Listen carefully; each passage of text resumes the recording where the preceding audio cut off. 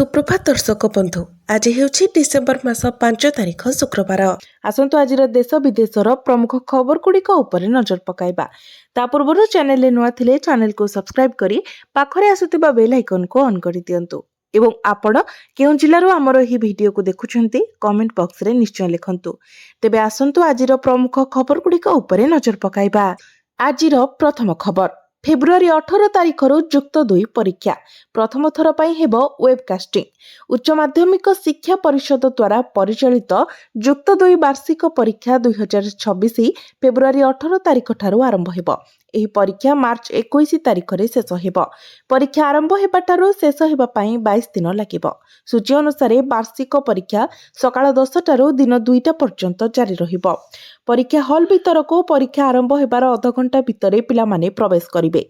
परीक्षा पाई मोट 4,0737 छात्र छात्री फॉर्म फिलअप करिसेंती। बोर्ड परीक्षा रे प्रथम थर पई वेबकास्टिंग सीसीटीवी और लाइव स्ट्रीमिंग हेब। तीनिटी पर्याय मध्यरु प्रथम पर्याय डिसेम्बर 22 रु 31 इंटरनल परीक्षा हेब। एहा परे 14 दिन प्रैक्टिकल परीक्षा हेब। प्रैक्टिकल परीक्षा जनवरी 2 तारिख ठारू आरंभ होई 15 तारिख पर्यंत चलिबो। जो माने प्रथम इंटरनल परीक्षा देई नथिबे से माने जनवरी 10 रु 15 भितरे परीक्षा देई परिबे।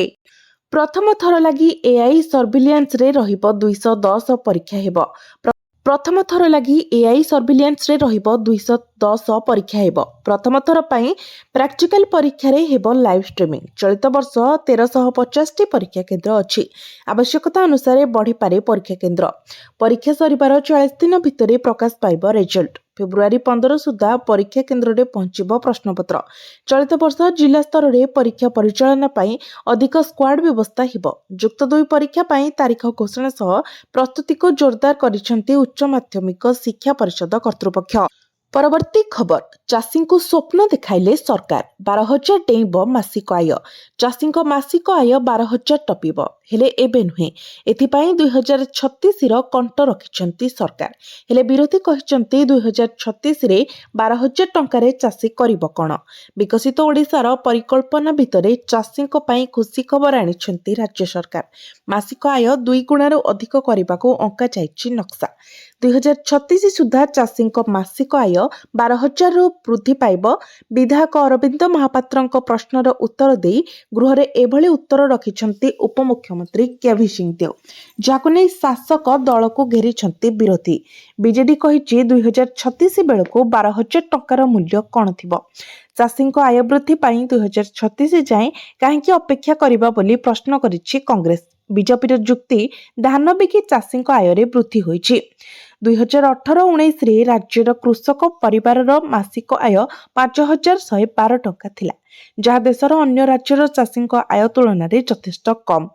सर्वाधिक आय करुथुबा चाषी तालिकार तल आड़ू द्वितीय स्थान रे रहिछि ओडिशा। एही तथ्य ही सूचाउछि केते कष्टरे जीवन जीउछंती ओडिशार चाषी। अन्यपटे सरकार चाषी को नै सफलतार फर्द ओलटाइछंती। नुआ सरकार रे जणे भी चाषी ऋणभार किंबा चापग्रस्त होई जीवन हारि नथिबा कहिछंती मंत्री। शासक विरोधीଙ୍କ तर्क भितरे प्रश्न उठुछि 12,000 टंका रे कोन चाषी निजर परिवार पोषि परिबो। 2 गुणा काहेकि चाषी आय बहु गुणा काहेकि हेबनी। परवर्ती खबर एणिकी धान मंडी जगिबे मंत्री। दुर्नीति रोकिबाकू मुख्यमंत्री बड़ पदक्षेप।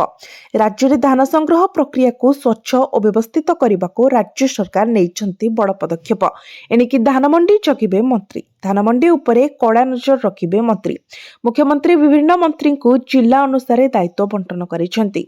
एने विधानसभा रे जोगाण मंत्री कृष्णचंद्र पात्र निजर उत्तर रखिसेंती। धान संग्रह समय विभागीय समन्वय रक्षा करबा पई एक उच्च स्तरीय मंत्री स्तरीय उप कमिटी गठन करा जायछि। मंत्री रे धान संग्रह को नहीं जेपरी कोनोसी प्रकारर विशृंखला न हुए एवं पड़ोसी राज्यरू बेआईन भावे धान ओडिशा मंडी को प्रवेश न करे सेथिपाई सीमांत रे सीसीटीवी कैमेरा सहित कड़ा प्रहरा व्यवस्था करा जायछि। प्रत्येक मंडी रे सीसीटीवी लगाजिबा सह कंट्रोल रूम रो व्यवस्था होइछि। जदि कोनोसी सरकारी अधिकारी दुर्नीति रे संपृक्त थिबार प्रमाण मिले तेबे तांको विरुद्ध रे दृढ़ कार्यानुष्ठान नियाजिबो बोली मंत्री स्पष्ट करिसेंती। ସେ ଆହୁରି କହିଛନ୍ତି ଯେ 2025-26 ବର୍ଷରେ 19.68 ଲକ୍ଷ ଚାଷୀ ଧାନ ବିକ୍ରି ପାଇଁ ପଞ୍ଜୀକରଣ କରିଛନ୍ତି। ସରକାର ପ୍ରତିଶ୍ରୁତି ମୁତାବକ ଚାଷୀଙ୍କୁ କ୍ୱିଣ୍ଟାଲ ପିଛା 3100 ଟଙ୍କା ପ୍ରଦାନ କରୁଛନ୍ତି। ମଣ୍ଡିରେ କଟେଇ ଛଟନୀ ସମସ୍ୟାକୁ ଦୂର କରିବା ପାଇଁ ଆଧୁନିକ ମାନ ପରୀକ୍ଷା ଯନ୍ତ୍ର, 140ଟି ଭ୍ରାମ୍ୟମାଣ ଧାନ ସଫେଇ ଯନ୍ତ୍ର ଏବଂ 303ଟି ଏଆଇ ବେସ୍ଡ ଆଲାଇଞ୍ଚର ଯୋଗାଇ ଦିଆଯାଇଛି। କ୍ଷୁଦ୍ର ଚାଷୀ ଓ ଭାଗ ଚାଷୀଙ୍କ ଠାରୁ ଧାନ କିଣାକୁ ପ୍ରାଥମିକତା ଦିଆଯିବ। ଅଦିନିଆ ବର୍ଷା ଯୋଗୁଁ କିଛି ସ୍ଥାନରେ ଧାନ ସଂଗ୍ରହ ବିଳମ୍ବିତ ହୋଇଛି। ତେବେ ଯଦି କୌଣସି ଚାଷୀ ନିର୍ଦ୍ଧାରିତ ଟୋକେନ ଅବଧି ମଧ୍ୟରେ ଧାନ ବିକ୍ରି କରିପାରିବେ ନାହିଁ, ତେବେ ଜିଲ୍ଲାପାଳମାନଙ୍କୁ ସେହି ସମୟ ସୀମାକୁ ଆଉ 15 ଦିନ ବୃଦ୍ଧି କରିବାକୁ ମଧ୍ୟ କ୍ଷମତା ଦିଆଯାଇଛି। ପରବର୍ତ୍ତୀ ଖବର, 7,000 କୋଟି ବିଦ୍ୟୁତ ବିଲ୍ ବାକି। ରାଜ୍ୟରେ ବିଦ୍ୟୁତ ବିଲ୍ ବାକି ପଡ଼ିଛି ପ୍ରାୟ 7,000 କୋଟି ଟଙ୍କା। ରାମଚନ୍ଦ୍ର କାଡାମଙ୍କ ପ୍ରଶ୍ନରେ ଉପମୁଖ୍ୟମନ୍ତ୍ରୀ କେବି ସିଂହଦେଓ ଉତ୍ତର ରଖିଛନ୍ତି। ମୋଟ 6,956 କୋଟି 93 ଲକ୍ଷ ଟଙ୍କା ବିଦ୍ୟୁତ ବିଲ୍ ବାକି ପଡ଼ିଛି। ସାଧାରଣ ଗ୍ରାହକଙ୍କ ଉପରେ 6,558 କୋଟି ଟଙ୍କା ବିଲ୍ ବାକି ହୋଇଛି। ଶିଳ୍ପ ଓ ବାଣିଜ୍ୟ ଗ୍ରାହକଙ୍କ ଉପରେ 398 କୋଟି 93 ଲକ୍ଷ ଟଙ୍କା ବକେୟା ହୋଇଛି। ଅନ୍ୟପଟେ ସାର କଳାବଜାରୀ ଓ ବେଆଇନ ବିକ୍ରି ରୋକିବାକୁ କଡ଼ା ଆକ୍ସନ ନିଆଯାଇଛି। ଏନଫୋର୍ସମେଣ୍ଟ ସ୍କ୍ୱାଡ୍ ଦ୍ୱାରା 7,001 ଲାର ବିକ୍ରୟ କେନ୍ଦ୍ରରେ ଚଢ଼ାଉ ଚାଲିଛି। 2011 ନିୟମ ଉଲ୍ଲଂଘନକାରୀ ବିକ୍ରେତାଙ୍କୁ ହୋଇଛି କାରଣ ଦର୍ଶାଅ ନୋଟିସ୍। 35 ଦୋକାନରେ ବିକ୍ରି ବନ୍ଦ ସହ 12ଟି ବିକ୍ରି ସାମଗ୍ରୀ ଜବତ ହୋଇଛି। 5 ବିକ୍ରେତାଙ୍କ ନାଁରେ ଅପରାଧିକ ମାମଲା, 77 ଡିଲରଙ୍କ ଲାଇସେନ୍ସ ବାତିଲ ହୋଇଛି। ଅରବିନ୍ଦ ମହାପାତ୍ରଙ୍କ ପ୍ରଶ୍ନରେ ଉପମୁଖ୍ୟମନ୍ତ୍ରୀ କେବି ସିଂହଦେଓ ଉତ୍ତର ରଖିଛନ୍ତି। ପରବର୍ତ୍ତୀ ଖବର, ପ୍ରଥମ ଥର ପାଇଁ ଡଲାର ତୁଳନାରେ 90କୁ ଖସିଲା ଟଙ୍କା। ଗତକାଲି ଭାରତୀୟ ମୁଦ୍ରା ଟଙ୍କାର ମୂଲ୍ୟ ଦ୍ରୁତ ଗତିରେ ହ୍ରାସ ପାଇଛି। ପ୍ରଥମ ଥର ପାଇଁ ଡଲାର ତୁଳନାରେ 90 ସ୍ତର ଅତିକ୍ରମ କରିଛି ଟଙ୍କା। ବିଶେଷଜ୍ଞମାନେ ବିଶ୍ୱାସ କରନ୍ତି ଯେ ଡଲାରର ସ୍ଥାନୀୟ ଚାହିଦା ବୃଦ୍ଧି ଏବଂ ବିଦେଶୀ ନିବେଶକଙ୍କ ଦ୍ୱାରା ଲାଭ ଆଦାୟ ଯୋଗୁଁ ଟଙ୍କାର ହ୍ରାସ ଘଟିଛି। ଏବେ ସବୁଠାରୁ ବଡ଼ ପ୍ରଶ୍ନ ହେଉଛି ଟଙ୍କା ଆହୁରି ହ୍ରାସ ପାଇବ କି? ବିଶେଷଜ୍ଞମାନେ ବିଶ୍ୱାସ କରନ୍ତି ଯେ ଆଗାମୀ ଦିନରେ ଡଲାର ତୁଳନାରେ ଏଥିରେ ଆହୁରି ହ୍ରାସ ଦେଖାଯାଇପାରେ। ଟଙ୍କା 91 ସ୍ତର ଅତିକ୍ରମ କରିବାର ସମ୍ଭାବନା ରହିଛି। ତଥାପି ଫେଡ୍ ପକ୍ଷରୁ ସୁଧ ହାର ହ୍ରାସ ଏବଂ ଆରବିଆଇ ଏମ୍ପିସିର ମନୋଭାବ ଆଧାରରେ ଟଙ୍କା ତାର ଗତି ପରିବର୍ତ୍ତନ କରିପାରେ।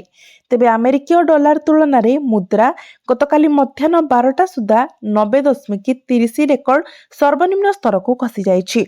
ଗତକାଲି ଖସିଥିବା ଟଙ୍କାର ମୂଲ୍ୟ ପୂର୍ବ ସର୍ବନିମ୍ନ 89.94 ରେକର୍ଡକୁ ଭାଙ୍ଗିଛି।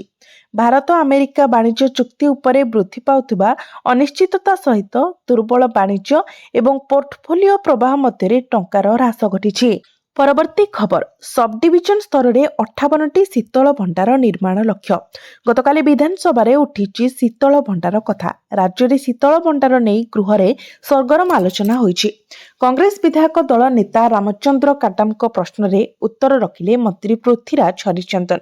33ଟି ବେସରକାରୀ ଓ 2ଟି ସରକାରୀ ଶୀତଳ ଭଣ୍ଡାର କାର୍ଯ୍ୟକ୍ଷମ ରହିଛି। ବିଗତ 10 ବର୍ଷରେ ରାଜ୍ୟରେ 26ଟି ଶୀତଳ ଭଣ୍ଡାର ନିର୍ମାଣ ହୋଇଛି।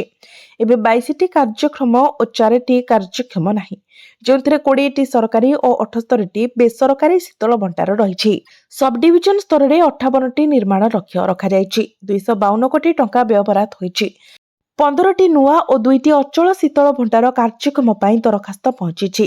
2ଟି ଅଚଳ ହୋଇ ପଡ଼ିଥିବା ଶୀତଳ ଭଣ୍ଡାର କାର୍ଯ୍ୟକ୍ଷମ ପାଇଁ ଦରଖାସ୍ତ ପହଞ୍ଚିଛି, ଯେଉଁଥିରୁ 5ଟିକୁ ସରକାର ଅନୁମୋଦନ ଦେଇଛନ୍ତି।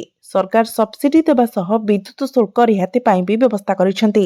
ପରବର୍ତ୍ତୀ ଖବର, ଡିସେମ୍ବର 31 ତାରିଖ ପର୍ଯ୍ୟନ୍ତ ଜାରି ରହିବ ଇ-କେୱାଇସି ପ୍ରକ୍ରିୟା। ଇ-କେୱାଇସି ତର୍ଜମା ସମୟରେ 6,83,995 ମୃତ ବ୍ୟକ୍ତି ଚିହ୍ନଟ। ସେହିପରି 33,128 ଅଯୋଗ୍ୟ ରାସନ କାର୍ଡ ବାତିଲ କରାଯାଇଛି, ଯାହାର ପରିବାର ସଦସ୍ୟଙ୍କ ସଂଖ୍ୟା 1,20,199। ସର୍ବାଧିକ ଖୋର୍ଦ୍ଧା ଜିଲ୍ଲାରେ 4,747 ଜାଲ ରାସନ କାର୍ଡ ଧରାପଡ଼ିଛି। ଗତବର୍ଷ ଜୁନରୁ 15,33,153 ଜଣ ଆବେଦନ କରିଛନ୍ତି।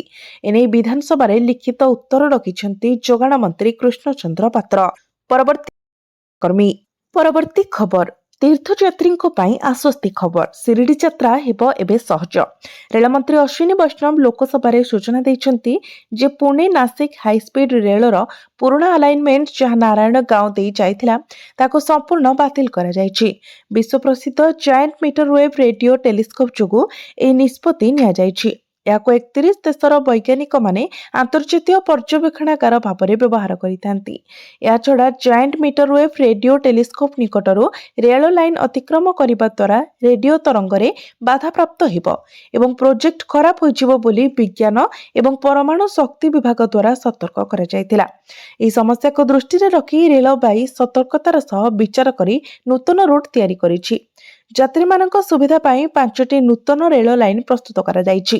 ଏହି ରେଳ ଲାଇନ୍ ମଧ୍ୟରେ ନାସିକ, ସାଇନଗର ଶିରିଡି, ପୁଣେ ମୁମ୍ବା ଜଙ୍ଗସ୍, ପୁଣତମ୍ବା ନିମଲାକା ଅହିଲ୍ୟାନଗରରୁ ପୁଣେ ପରି 5ଟି ରେଳ ଲାଇନ୍ର ପ୍ରସ୍ତୁତ କରାଯାଇଛି, ଯାହାଦ୍ୱାରା ଯାତ୍ରୀମାନେ ସୁବିଧାରେ ଯାତାୟାତ କରିପାରିବେ। ରେଳମନ୍ତ୍ରୀ କହିଛନ୍ତି ଯେ ରେଳବାଇ ଦ୍ୱାରା ପ୍ରସ୍ତୁତ ନୂତନ ରୁଟ୍ରେ ଯାତ୍ରା କଲେ ପୁରୁଣା ରୁଟ୍ ପରି ସମାନ ସମୟ ଲାଗିବ। ଏହା କିନ୍ତୁ ପୁରୁଣା ରୁଟ୍ ଠାରୁ ଗୁରୁତ୍ୱପୂର୍ଣ୍ଣ ଲାଭ ପ୍ରଦାନ କରିବ। ଏହି ନୂତନ ରୁଟ୍ ସାଇବାବାଙ୍କ ପବିତ୍ର ତୀର୍ଥସ୍ଥଳ ସାଇନଗର ଶିରିଡି ସିଧାସଳଖ ନାସିକ ସହିତ ସଂଯୋଗ ହେବ, ଯାହା ଲକ୍ଷ ଲକ୍ଷ ଭକ୍ତଙ୍କୁ ସୁବିଧା ପ୍ରଦାନ କରିବ। ପରବର୍ତ୍ତୀ ଖବର, ଓଡ଼ିଶା ପୋଲିସକୁ ଏକ୍ସରେ ଧମକ ଦେଲେ ମହୁଆ ମୋଇତ୍ରା। ତୃଣମୂଳ କଂଗ୍ରେସ ଏମ୍ପି ମହୁଆ ମୋଇତ୍ରା ବୁଧବାର ଓଡ଼ିଶାର ନୟାଗଡ଼ ଜିଲ୍ଲା ପୋଲିସ ଉପରେ ଗୁରୁତର ଅଭିଯୋଗ ଆଣିଛନ୍ତି। ସେ ଅଭିଯୋଗ କରିଛନ୍ତି ଯେ ନୟାଗଡ଼ ପୋଲିସ 4 ଜଣ ବଙ୍ଗାଳୀ ଭାଷାଭାଷୀ ମୁସଲିମ ବ୍ୟବସାୟୀଙ୍କୁ ବଳପୂର୍ବକ ରାଜ୍ୟରୁ ବାହାର କରିଦେଇଛି, ଯେଉଁମାନଙ୍କ ପାଖରେ ଭାରତୀୟ ନାଗରିକତାର ପ୍ରମାଣ ଥିଲା। ବେଙ୍ଗଲରେ ଲକ୍ଷାଧିକ ଓଡ଼ିଆ ସ୍ନେହ ଓ ସମ୍ମାନର ସହ ରହୁଛନ୍ତି। ଏଭଳି କାର୍ଯ୍ୟାନୁଷ୍ଠାନ ପାଇଁ ଆପଣଙ୍କୁ ମୂଲ୍ୟ ଦେବାକୁ ପଡ଼ିବ। ମହୁଆଙ୍କ ଟ୍ୱିଟ୍ର କଡ଼ା ଜବାବ ଦେଲେ ବିଜେପି ବିଧାୟକ ସନ୍ତୋଷ ଖଟୁଆ। ଜଣେ ସାଂସଦ ଏଭଳି କହିବା ଗ୍ରହଣୀୟ ନୁହେଁ, କହିଲେ ବିଧାୟକ। ପଶ୍ଚିମବଙ୍ଗରେ ବାଂଲାଦେଶୀଙ୍କୁ ଭର୍ତ୍ତି କରୁଛି କିଏ ବୋଲି ପ୍ରଶ୍ନ କଲେ ସନ୍ତୋଷ। ସାଂସଦ ମୋଇତ୍ରା ପୋଲିସ ଅଧିକାରୀମାନଙ୍କୁ ଚେତାବନୀ ଦେବା ସହ କହିଛନ୍ତି ଯେ ଏହି ମାମଲାକୁ କୋର୍ଟରେ ଉଠାଯିବ। ସେ କହିଛନ୍ତି, ବିଧିଗତ ଭାବେ ରୋଜଗାର କରୁଥିବା ବଙ୍ଗାଳୀଙ୍କୁ ବାହାର କରିବାର ଅଧିକାର ଆପଣଙ୍କର ନାହିଁ। ଉଲ୍ଲେଖଯୋଗ୍ୟ, ତୃଣମୂଳ କଂଗ୍ରେସ ପୂର୍ବରୁ ମଧ୍ୟ ଓଡ଼ିଶା ପୋଲିସ ବଙ୍ଗାଳୀ ଭାଷାଭାଷୀ ପ୍ରବାସୀ ଶ୍ରମିକମାନଙ୍କୁ ହଇରାଣ ଓ ଅଟକ ରଖୁଥିବା ଅଭିଯୋଗ କରିଥିଲା, ଯାହାକୁ ରାଜ୍ୟ କର୍ତ୍ତୃପକ୍ଷ ଖାରଜ କରିଦେଇଛନ୍ତି। ପରବର୍ତ୍ତୀ ଖବର, ପାନ ମସଲା ପ୍ୟାକେଜିଂକୁ ନେଇ ସରକାରଙ୍କ ନୂତନ ନିର୍ଦ୍ଦେଶାବଳୀ ଜାରି। ପାନ ମସଲା ପ୍ୟାକେଜିଂକୁ ନେଇ ସରକାରଙ୍କ ନୂତନ ନିର୍ଦ୍ଦେଶାବଳୀ ଜାରି କରିଛି। ଏବେ ଯେକୌଣସି ଆକାର କିମ୍ବା ଓଜନର ପାନ ମସଲା ପ୍ୟାକେଟ ଗୁଡ଼ିକରେ ଖୁଚୁରା ବିକ୍ରୟ ମୂଲ୍ୟ ଏବଂ ଅନ୍ୟାନ୍ୟ ସମସ୍ତ ବାଧ୍ୟତାମୂଳକ ବିବରଣୀ ସ୍ପଷ୍ଟ ଭାବରେ ପ୍ରଦର୍ଶନ କରିବାକୁ ପଡ଼ିବ। ସୂଚନା ଅନୁଯାୟୀ ଏହି ନିୟମ ଲିଗାଲ ମାପ ବିଜ୍ଞାନ ନିୟମ 2011 ଅଧୀନରେ ସଂଶୋଧନ କରାଯାଇଛି ଏବଂ ଏହା 1 ଫେବୃଆରୀ 2026ରୁ ଦେଶବ୍ୟାପୀ କାର୍ଯ୍ୟକାରୀ ହେବ। ଏହି ତାରିଖରୁ ସମସ୍ତ ନିର୍ମାତା, ପ୍ୟାକର୍ସ ଏବଂ ଆମଦାନୀକାରୀମାନେ ପାଳନ କରିବେ। ଏହି ସଂଶୋଧନ ଛୋଟ ପ୍ୟାକେଟ ଉପରେ ସର୍ବାଧିକ ପ୍ରଭାବ ପକାଇବ। ପୁରୁଣା ବ୍ୟବସ୍ଥା ଅନୁଯାୟୀ 10 ଗ୍ରାମ କିମ୍ବା ତାଠାରୁ କମ୍ ଓଜନର ଛୋଟ ପ୍ୟାକେଟ ଗୁଡ଼ିକୁ କିଛି ଘୋଷଣାର ମୁକ୍ତ କରାଯାଇଥିଲା। ନୂତନ ବ୍ୟବସ୍ଥା ଅନୁଯାୟୀ ଏହି ଛାଡ଼କୁ ଏବେ ସମ୍ପୂର୍ଣ୍ଣ ପ୍ରତ୍ୟାହାର କରିନିଆଯାଇଛି।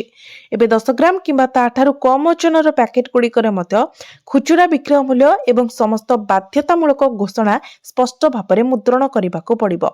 ସରକାର ନିୟମ 26A ଅନୁଯାୟୀ ପୁରୁଣା ବ୍ୟବସ୍ଥାକୁ ହଟାଇ ପାନ ମସଲା ପାଇଁ ଏହି ନୂତନ ନିୟମ ଯୋଡ଼ି ଏକ ବିଜ୍ଞପ୍ତି ଜାରି କରିଛନ୍ତି। ଏହି ପଦକ୍ଷେପ ଗ୍ରାହକମାନଙ୍କୁ ସ୍ୱଚ୍ଛ ମୂଲ୍ୟ ସୂଚନା ପ୍ରଦାନ କରିବ ଏବଂ ଛୋଟ ପ୍ୟାକେଜ ଗୁଡ଼ିକରେ ଭ୍ରାମକ ମୂଲ୍ୟକୁ ରୋକିବା ପାଇଁ ଡିଜାଇନ୍ କରାଯାଇଛି, ଯାହାଦ୍ୱାରା ଗ୍ରାହକମାନେ ଅଧିକ ସୂଚନାପ୍ରଦ ନିଷ୍ପତ୍ତି ନେଇପାରିବେ।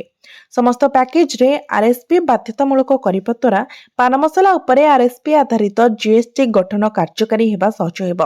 ଏହାଦ୍ୱାରା GST ପରିଷଦର ନିଷ୍ପତ୍ତିଗୁଡ଼ିକୁ ପ୍ରଭାବଶାଳୀ ଭାବରେ କାର୍ଯ୍ୟକାରୀ କରାଯିବ। ପରବର୍ତ୍ତୀ ଖବର, ବଢ଼ିବ ପୁରୀ ସହରର କଳେବର। ମହାନଗର ନିଗମ ପାଇଁ ପ୍ରକ୍ରିୟା ଆରମ୍ଭ। ଆଉ ପାଦେ ଆଗେଇଲା ପୁରୀ ପୌର ସଂସ୍ଥା। ପୁରୀ ମହାନଗର ନିଗମ ପାଇଁ ତ୍ୱରାନ୍ୱିତ ହେଲା ପ୍ରକ୍ରିୟା। ପ୍ରସ୍ତାବିତ ମହାନଗର ନିଗମରେ ମିଶିବାକୁ ଥିବା ରାଜସ୍ୱ ଗାଁଗୁଡ଼ିକର ତାଲିକା ନଗର ଉନ୍ନୟନ ବିଭାଗକୁ ପ୍ରଦାନ କରିଛି ପୁରୀ ପୌର ସଂସ୍ଥା। ପୁରୀ ମହାନଗର ନିଗମ ହେଲେ କେଉଁ ରାଜସ୍ୱ ଗାଁ ଏଥିରେ ସାମିଲ ହେବ, ସେ ନେଇ ପ୍ରକ୍ରିୟା ଆରମ୍ଭ କରିଛି ପୁରୀ ପୌର ସଂସ୍ଥା। ବ୍ରହ୍ମଗିରି ବ୍ଲକରେ 1 ଓ ପୁରୀ ସଦର ବ୍ଲକର 8ଟି ପଞ୍ଚାୟତ ସାମିଲ ହେବାକୁ ରହିଛି। ବ୍ରହ୍ମଗିରି ଗୋରୁଆଳ ପଞ୍ଚାୟତର ଶିବସରୁବାଲି ରାଜସ୍ୱ ଗ୍ରାମ ପୁରୀ ମହାନଗର ନିଗମରେ ଅନ୍ତର୍ଭୁକ୍ତ ହେବାକୁ ଯାଉଛି। ସେହିପରି ସଦର ବ୍ଲକର ବାଲିଗୁଆଳି, ସମଗରା, ବେଲଦଳ, ଗୋପୀନାଥପୁର, କାଶୀହରିପୁର, ବୀରହରିକୃଷ୍ଣପୁର, ସମଙ୍ଗ ଓ ଶାସନ ଦାମୋଦରପୁର ପଞ୍ଚାୟତ ଏହି ତାଲିକାରେ ରହିଛି। ଲୋକଙ୍କ ମତାମତ ଗ୍ରହଣ କରାଯିବ ଏବଂ ଅଭିଯୋଗ ଶୁଣାଣି ହେବ। କଳେବର ବଢ଼ିବା ପୂର୍ବରୁ ପୁରୀ ସହରର ପବିତ୍ରତାକୁ ବଜାୟ ରଖିବା ଦରକାର। ଏଥିପାଇଁ ଆବଶ୍ୟକ ତଥ୍ୟ ଯୋଗାଇ ଦେଇଛି ପୁରୀ ପୌର ସଂସ୍ଥା। ପଞ୍ଚାୟତ ରିଜଲ୍ୟୁସନର ବିଳମ୍ବ ଯୋଗୁଁ ଏହି ପ୍ରକ୍ରିୟା ଆଗେଇ ପାରୁନଥିଲା। ନଗର ଉନ୍ନୟନ ବିଭାଗକୁ ରାଜସ୍ୱ ଗାଁଗୁଡ଼ିକର ତାଲିକା ଦେବା ପରେ ପାଦେ ଆଗକୁ ବଢ଼ିଛି ପୁରୀ ମ୍ୟୁନିସିପାଲିଟି। ପୁରୀ ମହାନଗର ନିଗମ ହେବ ବୋଲି ଗତ ଜୁଲାଇ ମାସରେ ଘୋଷଣା କରିଥିଲେ ମୁଖ୍ୟମନ୍ତ୍ରୀ। ଏହା ହେଲେ 40ରୁ ଅଧିକ ରାଜସ୍ୱ ଗାଁକୁ ମିଳିବା